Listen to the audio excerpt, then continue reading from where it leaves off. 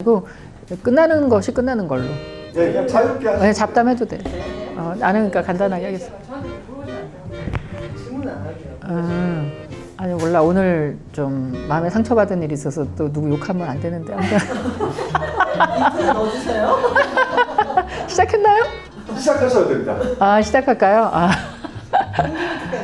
그런가요? 감사합니다. 자기소개 한번 해주시면. 자기소개요? 저는 국제한인간호재단 GKNF라고 하고요. 거기에서 일하고 있는 노은아 사무총장입니다.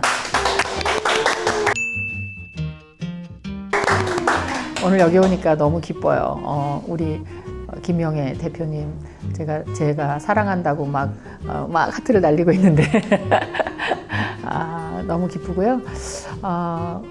어떻게 오게 됐는데 특강을 하라고 그래서 여러분들한테 무슨 얘기를 할까 하다가 치료적 의사소통, 제가 자주 강의하는 주제이기도 합니다. 그래서 많은 사람들이, 특히 우리 간호대학 학생들, 또 간호사가 되신 분들이 일을 하다 보면 의사소통 너무나 중요하다. 그래서 의사소통이 사실은 전부죠. 우리가 누군가와 의사소통할 때 그 의사소통을 통해서 다른 사람을 살리기도 하고, 또 상처받고, 또 다른 사람 더 힘들게도 하는 경우가 너무 많은 것 같아요. 그래서 정말 의사소통이 중요한데, 우리는 어떤 사람들을 돌보는 그러한 전문직이기 때문에 치료적인 의사소통이 훈련이 잘 되어 있어야 정말 일평생 사는 동안에 참으로 좋겠다, 보람되겠다. 그리고 무슨 일을 해도 내 실력만큼 인정받으려면 일은 다 잘해놨는데 말 한마디 잘못해서 꽝 나는 경우가 있잖아요. 그래서 이 대화, 의사소통이 얼마나 중요한 건지 제가 살면서 참 많이 느낍니다. 그래서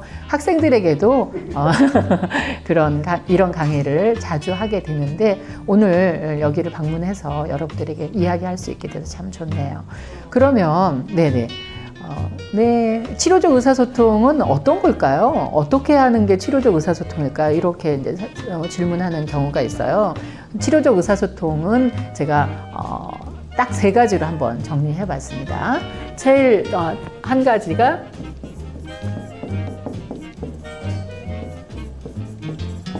따스함. 따스함. 네. 어떤 사람을 만나고 싶어요? 어떤 사람 만나고 싶어요, 여러분은? 따뜻한 사람 만나고 싶죠? 네. 보니까 찬바람 쌩쌩 불어. 안 만나고 싶죠? 저 사람 2번 다시 안 만나야 되겠다. 이러잖아요. 그래서, 정말 따뜻한 사람 만나고 싶은데, 이 따스함이 뭔지를 또 이해를 못하는 사람이 있어요. 어떤 사람이 따스한 사람이야? 만나자마자, 와! 그래서 막 안아주고, 막 처음 봤는데 막 반기 너무 막 이 텐션이 막 좋아서, 이런 사람은 불편해요. 많이 불편해요. 뜨거야. 그거는 뜨거. 뜨거고, 그 다음에 이제 너무 쌩한 사람이 있어요. 인사를 하는데도 눈도 안 마주치고, 뭔가 기분 너무 안 좋아. 그러면은 차가워져서 이 사람 마음 못 열어요. 그래서 어느 정도의 따스함이냐, 온기를 느낄 정도다라고 표현을 해요. 그래서 우리가 어떤 사람 만났을 때 그냥 미소로 맞이해 준다거나 그러면 편안해지잖아요, 기본적으로. 그러한 따스함이면 좋겠다, 이런 생각을 합니다. 굳이 터치하지 않아도. 그럼요. 터치는 오히려 위험할 수가 있죠. 너무 터치하려고 하지 마세요. 제가 며칠 전에도 너무 반갑다 하면서 이렇게 손 악수, 우리가 흔히 악수를 하는데, 악수도 사실 요즘은 코로나 때문에 뭐 주먹으로도 하고, 어떤 경우는 이제 엄지손가락으로만 살짝 이렇게 하기도 하고, 근데 이런 어떤 반응이 사실은 의도를 알잖아요. 이분이 반갑다는 표현을 어떻게 하고 싶구나, 이게 우리가 알아지는 거거든요. 그래서 그런 정도만 전달하는 것이 온기 정도 느끼는 거다, 우리가 이렇게 생각이 들고, 점점 좋은 관계에 이렇게 좀 깊어진다. 그러면은 저는 어제도 어떤 미팅을 갔는데 이렇게 뒤에서 이렇게 안아드렸어요, 살짝. 오랫동안 알고 지내는 분들이에요. 그런데 미팅하게 자리에 착석하기 전에 뒤에서 살짝 안아드리니까 이분들이 너무 행복해 하시는 거예요. 그래서 그 정도의 따스함이면 그날 미팅은 성공적이다, 이렇게 생각을 합니다. 2번째는 공감입니다. 공감. 그렇죠. 너무 잘 아시죠? 우리가 내 상태에 대해서 의사소통이라는 건 이렇게 대화를 주고받는 건데, 대화를 할 때 상대방이 그래, 그랬겠다, 이 말만 해줘도 사실은 문제가 많이 해결이 되거든요. 그런데 대부분 형식적으로 이걸 공부를 했어. 그러면 이제 군화병 걸렸다 그래, 군화병. 일관적으로 그냥 끝까지 구나 그러면은 그랬구나 그러면 굉장히 기분 나빠요. 공감을 하려고 노력하는 모습은 오히려 치료적 의사소통이 안 되는 거거든요. 그래서 진심으로 그 사람이 우리가 이제 이 공감을 설명할 때 우리가 타겟을 설명하거든요. 내가 요만큼의 어떤 이슈로 이야기를 하면 너무 조금 알아채 준다거나 너무 오버해서 어머 그랬어? 막 이러면은 그러죠. 그래서 내가 요만큼 느끼고 있는 이슈라면은 그 정도의 공감을 해주는 양이 가장 적절하다. 이렇게 생각이 든다. 이렇게 말하고 싶어요. 공감을 해야겠다라는 강박관념에 시달리지 마시고 평상시에 훈련을 하시면 돼요. 친구들이 뭐, 나 오늘 기분 나쁜 일 있었어. 그러면은, 아, 그래? 그러면서 그 사람이 그 이슈를 충분히 설명할 수 있도록 좀 온기를 가지고 대해준다면 공감할 수 있는 내용들을 좀 전달하겠죠. 그 다음에 마지막으로 말하고 싶은 게 존중입니다. 존중. 리스펙트! 존중은 뭘까요? 우리나라 사람들이 제일 못하는 게 존중이에요, 사실. 다른 사람도 어느 정도 할 수 있어. 공감도 막 하는 척해. 존중 참 어렵다. 근데 치료적 의사소통에서 존중이라는 거를 놓치는 경우가 많아요. 특히 누군가를 돌볼 때 우리는 좀 오버하는 경향이 있죠. 내가 해줄게. 잠시만, 내가 해줄게. 되게 좋아 보이죠? 그렇지만 그건 존중하는 태도가 아니라는 거예요. 정말 그 사람을 존중한다면 그 사람이 할 수 있는 영역에 대해서는 그 사람 몫으로 남겨두는 게 존중이라는 거예요. 아셨어요?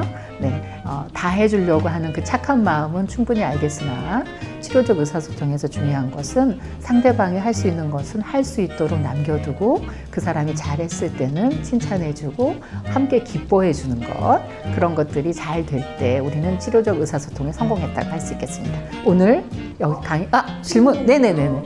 그 존중이라고 하는 걸 할 때 네. 신규 간호사가 들어와서 네. 내가 트레이닝 하는데 존중해 주는 그 기준이 되게 항상 애매하다 보니까 조금 더 가면 약간 이렇게 막 혼내는 것처럼 되고 놔두면 또 마구라는 것 같으니까 나는 트레이닝 시켰더니 더 이제 힘들었어 하는 경우도 있고 해서 그런 부분에서 그 치료적 의사소통이 잘 안 되는. 그렇죠. 되게 어렵습니다. 사실 이런 존중을 굉장한 인내심이 필요하겠죠. 내가 프로시저 중에 A부터 10까지 설명을 하는데 설명하고 나서 어느 부분은 어려운 부분은 내가 도와주고 너가 할 수 있는 부분은 좀 할 수 있다고 하면서 그래 잘했어. 근데 실수할 수 있는 부분은 내가 또 테이크해서 좀 도와주고 해서 조금 스킬풀하게 할 수 있는 것으로 한 프로시저를 좀 할 수 있었다면은 가장 좋지 않았을까 이런 생각이 들어요. 무조건 잘 봐. 딱딱딱 하고 근데 네 해봐. 이렇게 한다면은 당연히 굉장히 경직되고 또 그게 어려운 프로시저라면 더 어려운 거겠죠. 그래서 이제 좀 오랜 경험이 있고 좀 숙련된 프리셉터라면은 아마도 이 부분을 좀 어려워하더라. 그거를 충분히 미리 고지하고 이 부분은 그러면 내가 한번 해볼게. 이제 너가 이런 식으로 하고 그 팁을 계속 제공할 수 있는 프리셉터라면은 충분히 존중받았다고 느낄 거예요. 아마 신교들이. 그래서 굉장히 다양한 선생님이 계시잖아요. 우리가 이제 배울 때. 그런데 이 세 가지 따뜻하게 너가 좀 실수할 수 있다는 거 충분히 이해해. 나도 그랬어. 이렇게 하면서 따뜻하게 하면서 공감도 해주고 네가 지금 굉장히 지금 긴장하고 있는 것 같은데 그럴 수 있다. 그런데 이제 그네들도 좀 또 깨는 애들 있잖아요. 너무 잘해줬더니 얘가 또 지금 3000% 빠지는 애들이 있어. 그러면은 그런 아이들에게는 또 경각심을 심어줘야 되겠죠. 그거는 아닌 것 같아.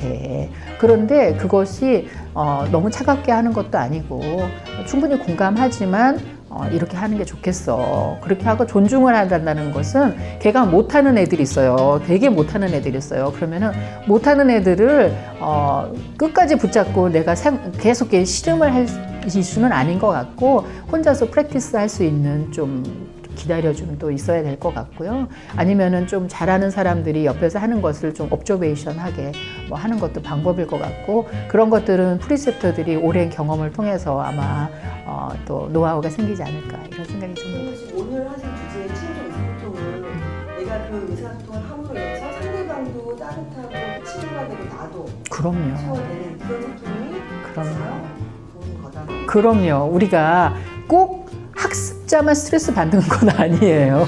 교수자도 엄청 스트레스 받잖아요. 그러니까 치료적 의사소통이라는 거는 간호사가 환자하고 의사소통할 때, 간호사가 보호자랑 의사소통할 때, 선생님이 제자랑 의사소통할 때, 뭐 커스터머가 클라이언트랑 의사소통할 때 다 포함되는 거고요.